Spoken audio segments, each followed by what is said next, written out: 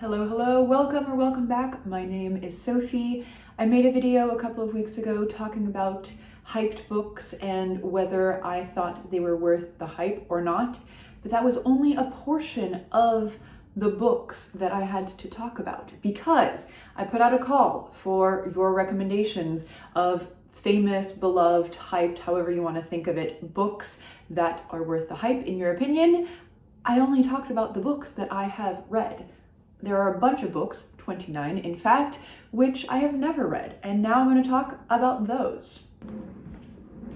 Bibliosophie.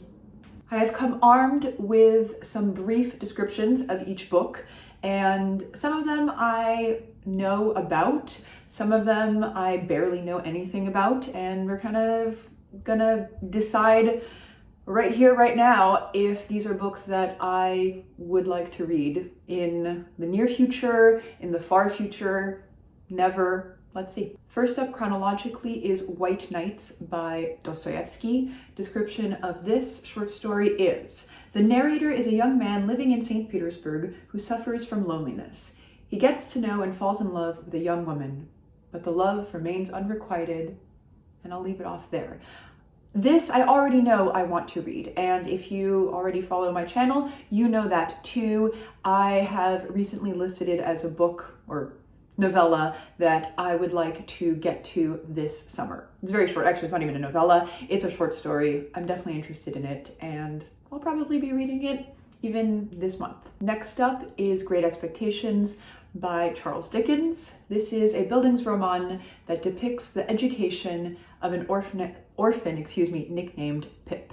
I don't know if I'm super drawn to this. Obviously, huge classic, much beloved by many people, worth reading. I don't know if I'm going to read it anytime soon. I am not a huge Charles Dickens boy. So will I read it at some point in my life? I don't know, maybe. Is it worth reading? Absolutely. It's not happening, I think, anytime soon for me. Kristin Lavransdatter by Sigrid Undset. This is a trilogy of books. It is historical fiction and it is also quite a classic. It follows the life of Kristin Lavransdatter, a Norwegian woman living in the 14th century. Kristin grows up the daughter of a well-respected and affluent farmer. She experiences a number of conflicts in her relationships with her parents and her husband in medieval Norway. I'm not a big historical fiction person, but this is one I would actually like to explore maybe. I don't think it's going to happen anytime soon, but yes. In fact, I am planning to dip into some historical fiction. I think it's in November for a reading prompt, getting out of your comfort zone. One of this trilogy might be my answer to that. I'm not sure. So I'm not supremely enthusiastic about this, but my interest is piqued. The Waves by Virginia Woolf.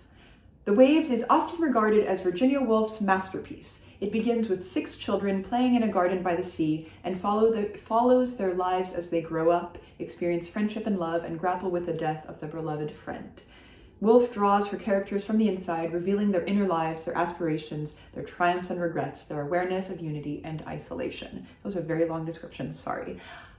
Yes, I think I will get to The Waves at some point, and sooner rather than later. I have read some fair amount of Virginia Woolf. I have previously said on this channel that I like her and I understand why she gets a lot of love. I also understand people who don't adore her.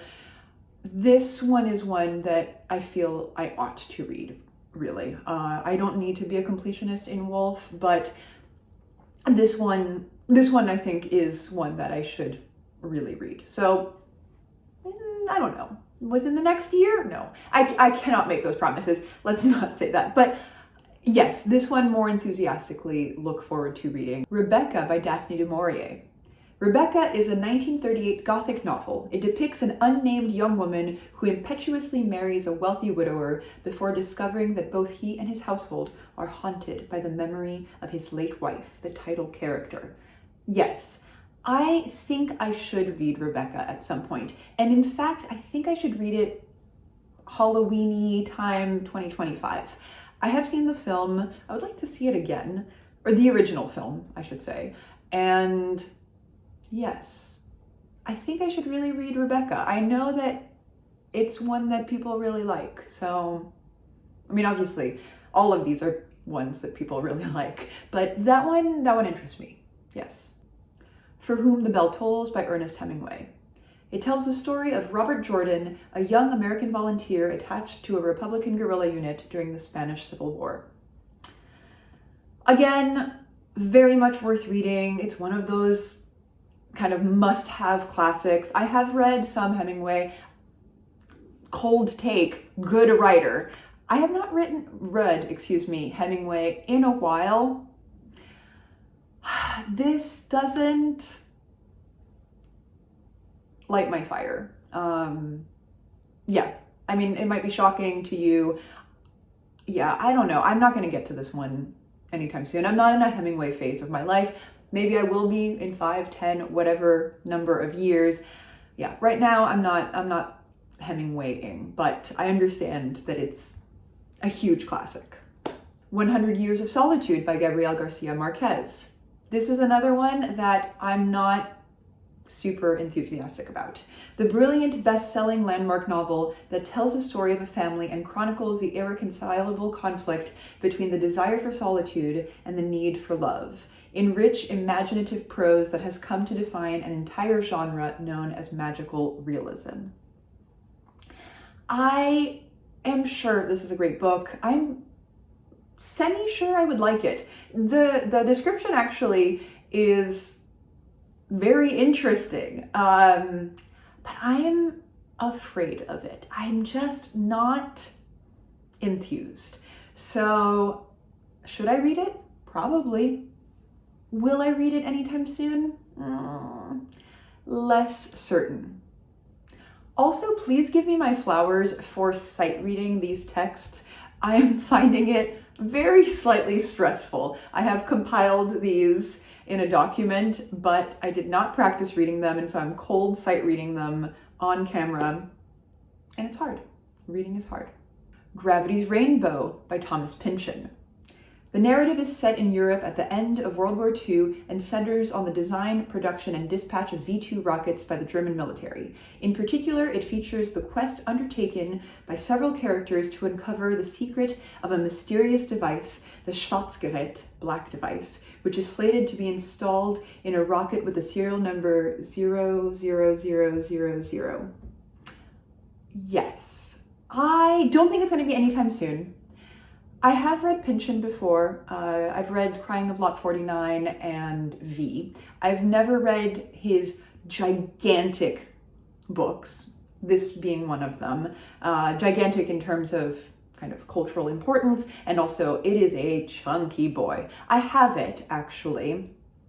I don't think I'm gonna get to it, as I said, super soon, but I have always been kind of curious about it. I actually started it, and then I just couldn't get into it. However, I think it's one of those kind of stereotypical boy novels that I would like to read at some point. I mean, I dig a stereotypical postmodernist boy novel in a lot of ways.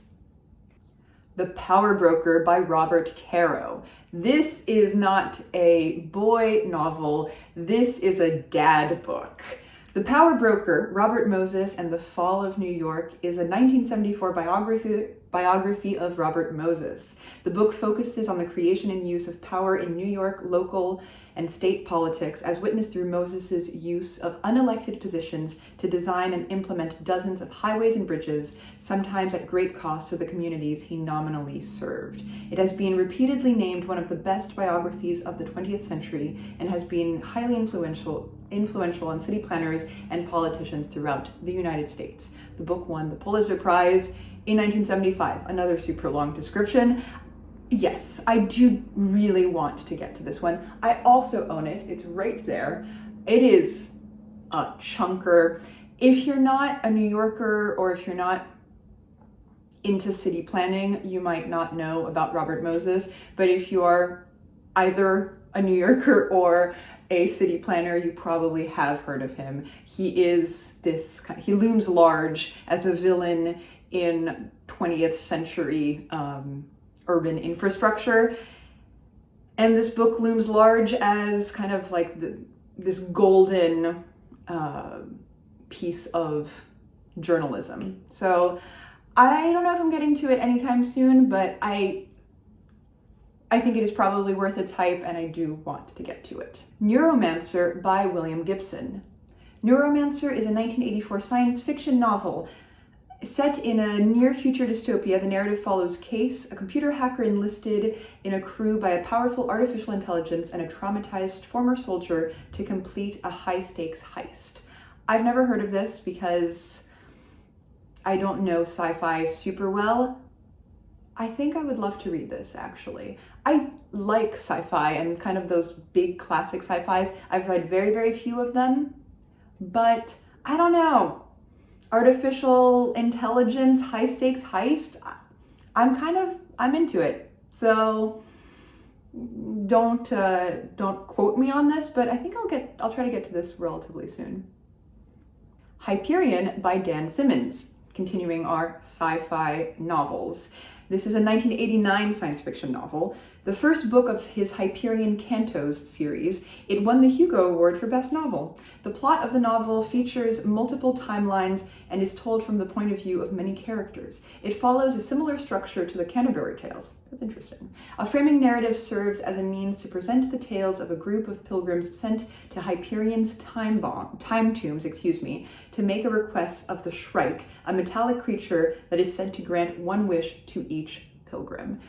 This is poorly written, I'm sorry. I did not write this. I would copy edit these descriptions, but I didn't. So that's what we're left with.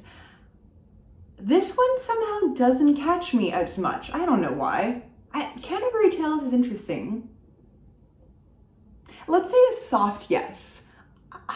Oh, you know why it doesn't catch me? It's because it's the first book of a series. I don't know if that's also the case with Neuromancer. It's not improbable. But series kind of put me off. I don't know if I want to invest that much in like sometimes the hundreds and hundreds and maybe thousands of pages that sci-fi and fantasy series occupy. I think Neuromancer before Hyperion. If you're a sci-fi person, let me know if I've made the wrong choice. And my foot is falling asleep. The God of Small Things by Arundhati Roy is a domestic fiction written about childhood experiences of fraternal twins whose lives are destroyed by the love laws prevalent in the 1960s in Kerala, India. So this is a late 90s, 1997 novel that is also historical. I've heard about this. It's very, very famous. It doesn't sing to me. I'm sure it's good. This is not one that I'm going to get to anytime soon, I think. Again, not a big historical novel. I'm not a big family generation. Well, this is maybe not necessarily generational, actually. Domestic fiction about childhood experiences is not generational. I am not a generational saga person. And this might not be it, actually. But I'm fearful that it might be. So, unfortunately, this one is not piquing my interest terribly much quite yet. Austerlitz by W.G. Sebald. I don't even know what the W and G stand for, actually.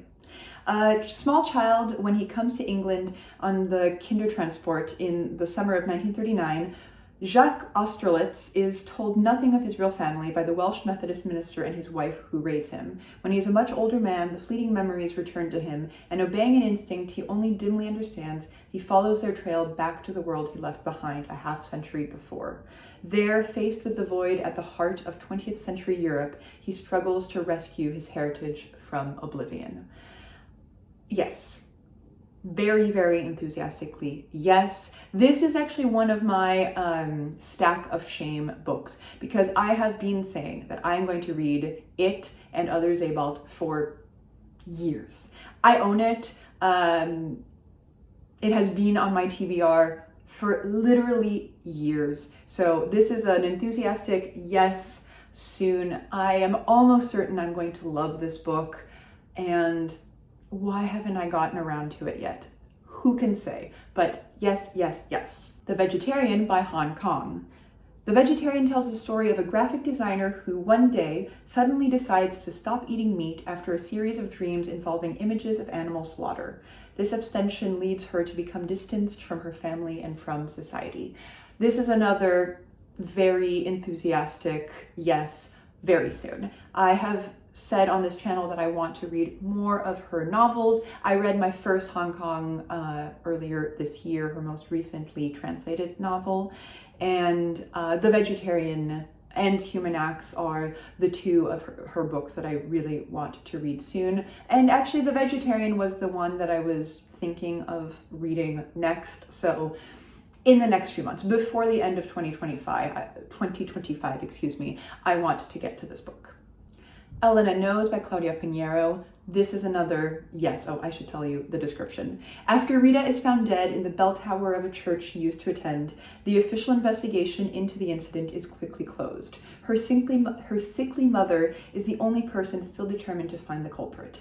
Chronicling a difficult journey across the suburbs of the city, an old debt, and a revealing conversation, Elena Knows unravels the secrets of its characters and the hidden facets of authoritarianism and hypocrisy in our culture.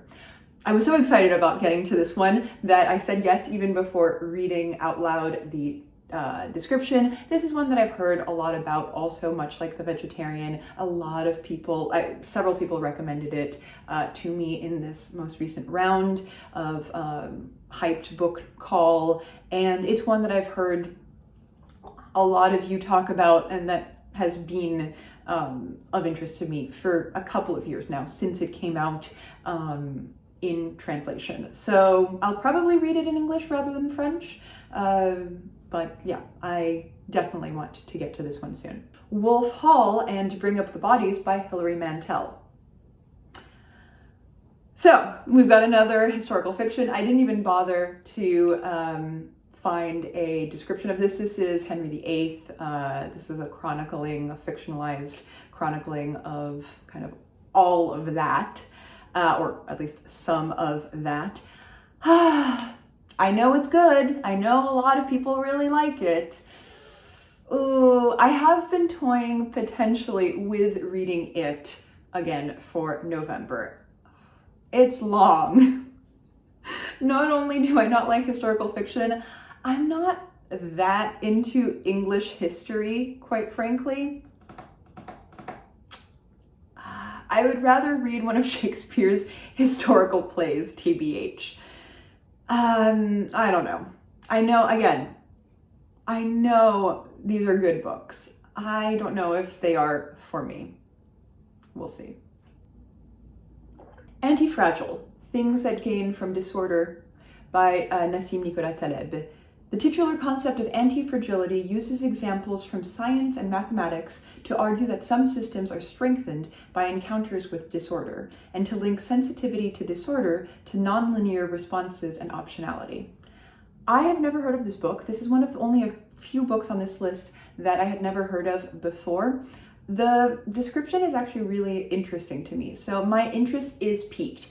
I don't think, quite honestly, I'm going to get to it anytime soon, because it's outside of my niche, which is maybe damning of me, but I prioritize books that I really want to read, that I'm really enthusiastic about, or that I know I'm gonna like, especially currently because I have to do also a lot of required reading for school. All of that said, this does sound really, really interesting. So if you've read it, let me know if it is worth the hype. Another nonfiction, Braiding Sweetgrass by Robin Wall Kimmerer.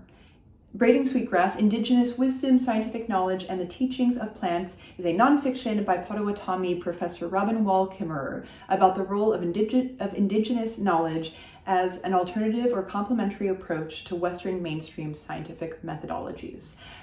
This is one that so many people have read and like. I mean, it's a contemporary classic. So I suspect I will get to it at some point. I've read bits of it because it's also referenced by a lot of other people. I don't think I'm going to sit down to read this one anytime soon, but it has been kind of on my radar for a number of years. I don't think it's going to be kind of next on the TBR though. The Trio by Joanna, probably, Hedman, because this is a Swedish book, although it's not in translation. I think it was written in English. A brief little googly woogly seems to tell me that this is not in translation. What is it about? Let me tell you. It is a deeply atmospheric debut novel about three young people testing the boundaries of intimacy that is being hailed as, quote, the love child of normal people and Brideshead revisited. So we've got a Stockholm love triangle, or at least kind of interest triangle, it seems. I have never heard of this book at all, so the hype missed me. I could bite. Yeah, I'm a little intrigued. It seems like it could be kind of a good summer read, actually. Yes. I think I'm either going to read it extremely soon or I may never read it at all. So we'll see. Let's check in a couple of months and see if I got to this in the next couple of months. Cleopatra and Frankenstein by Coco Malores. 24-year-old British painter Cleo has escaped from England to New York and is still finding her place in the sleepless city when, a few months before her student visa ends, she meets Frank. 20 years older and a self-made success, Frank's life is full of all excesses Cleo's lacks. He offers her the chance to be happy, the freedom to paint, and the opportunity to apply for a green card. But their impulsive marriage irreversibly changes both their lives and the lives of those close to them in ways they never could have predicted. I've heard of this book. I see it a lot. It has never appealed to me, never drawn me in. I never knew what it was about, in fact. Honestly, the description does draw me in, as you can tell from my impassioned reading of it. I don't know. I feel like I might be pissed off with this novel, but I feel like it might be one of those recent lit fic novels that people like, and then I'm just sort of like, well, this is okay, and come to resent a little bit. But if I don't like it, I'll just finish it, or won't finish it, excuse me. I might give it a chance. Yeah. I know a lot of people have read it. I also know that her more recent book has not seemed to be as popular. But yeah, this might be one of the kind of recent darlings that I would look into it. Tomorrow and Tomorrow and Tomorrow by Gabriel Zevin. Speaking of recent darlings, this novel follows the relationship between two friends who begin a successful video game company together. Very short description. This is another one that a lot of people really love. In all honesty, I'm probably not going to get to it anytime soon, maybe never. It seems like it really is good, and I have it on good authority. This is a recommendation I got in person from somebody I really like, but whose reading tastes kind of barely overlap with mine. So it's not really a priority for me. Yeah, I think it's not a priority for me. So Late in the Day by Claire Keegan. From Booker Prize finalists, and this is too long. Why did I leave this in? Bad copy editing. This is a triptych of stories about love, lust, betrayal, and the ever-intriguing interchanges between women and men.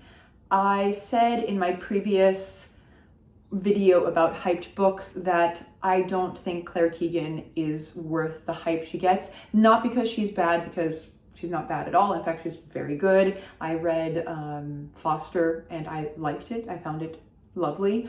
I also think that it is a small, lovely little gem of a novel that cannot survive the amount of hype that it gets from people who love Claire Keegan. So I'm not super interested in So Late in the Day. I'm not a huge short story person in general, and I'm not in love with Claire Keegan. I don't think I'm getting to this one anytime soon, but it also is super short, and it could be one of those books that I just kind of pick up one day and read in a day. Yeah, I don't know. So, I don't know what that answer is. Maybe? It's a maybe. The Bee Sting by Paul Murray. An irresistibly funny, wise, and thought-provoking tour de force about family, fortune, and the struggle to be a good person when the world is falling apart. This is another one that people have loved. It won, or it was shortlisted, I think, for the Booker. It has won a bunch of different things. A lot of people really, really love it. Some people really, really hate it also. Yes, I like Paul Murray. I've read only one of his books previously, which is Skippy Dies. It's much older. I think it's like 10 years old. Yes, I like this description. I've honestly never known what the novel was about, even though I keep seeing it in so many lists and thumbnails and everything. I have actually never really listened to anybody tell me what it's about. Yeah, I would say it's like low priority, but probable. 8 Lives of a Century-Old Trickster by Mireille Lee. Life near the North Korean border is a zero-sum game, an ongoing battle in which you either win or you lose. This dangerous, shadowed netherworld is home to an unforgettable woman known only as the Trickster. I have heard very little about this book, actually, but the description is interesting. I am intrigued by the Trickster. This I would say is a very well written description, and I'm intrigued. I don't know. It's not a priority. Let's put it that way. But I'm very, very intrigued. I don't know. It's one of the ones that from this list I'm discovering, and I'm discovering like, oh, okay. Yes, maybe it's convincing me. A lot of my yeses or nos to these books are honestly previous biases, let's be honest. This one, I went in without any bias, maybe just the bias of, well, I've never heard of it, so I'm not interested in it. But this one I'm won over by the description. The Safekeep by Yael van der Wouden. An exhilarating, twisted tale of desire, suspicion, and obsession between 2 women staying in the same house in the Dutch countryside during the summer of 1961. A powerful exploration of the legacy of World War II and the darker parts of our collective past. This was already a book that was kind of in my vague TBR. It was, I forgot which lists it was on last year, but this is one of the maybe Booker books that piqued my interest. So I have already been planning to read this book, actually not knowing very much about it. And yeah, that remains the case. So this is probably a priority read. Raising Hare by Chloe Dalton. In February 2021, Dalton stumbles upon a newborn hare that has been chased by a dog. Fearing for its life, she brings it home, only to discover how difficult it is to rear a wild hare, most of whom perish in captivity from either shock or starvation. Raising Hare chronicles their journey together while also taking a deep dive into the lives and nature of hares and the way they have been viewed historically in art, literature, and folklore. My first reaction was, oh, I don't really care. You got me with how they have been viewed historically in art, literature, and folklore. Yeah, I don't know. This is one that I had never heard of. It just came out a couple months ago, actually. And, the premise doesn't interest me. So, I mean, why not? I think I'm going to give this one a chance. Yes. The Dream Hotel by Leila Lalami. Sarah has just landed at LAX, returning home from a conference abroad, when agents from the Risk Assessment Administration pull her aside and inform her that she will soon commit a crime. Using data from her dreams, the RAA's algorithm has determined that she is at imminent risk of harming the person she loves the most, her husband. For his safety, she must be kept under observation for 21 days. I have definitely seen this book making the rounds, and I have never thought to look into what it's about. It's a good premise. It's very Philip K. Dick Minority Report, from the little bit that I know of it. I don't think it's near to the top of my priorities, but whereas I don't think I would ever have considered reading it, now that I have actually read the description, I'm more interested in it. And finally, Ordinary Saints by Niamh Ní Bhfuillan. An unmissable, award-winning exploration of family, grief, queer identity, and the legacy of the Catholic Church in Ireland. This is, I think, Gay Nuns. I'm not sure. I have heard a little bit about this book, and I am interested in it. I was already interested in it before it was mentioned for this list, and yes, I will probably explore it. There's a lot of Irish lit on this list, which I think happens. Yeah, I'm into it. I was already partisan to it, so it's probably a higher priority than some of the others.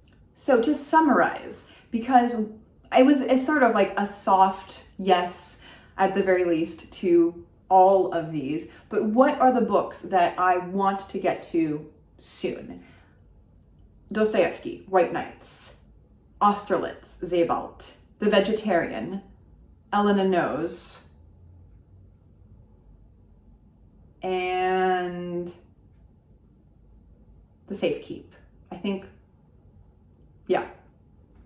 those are the top 5 that I want to get to sooner rather than later.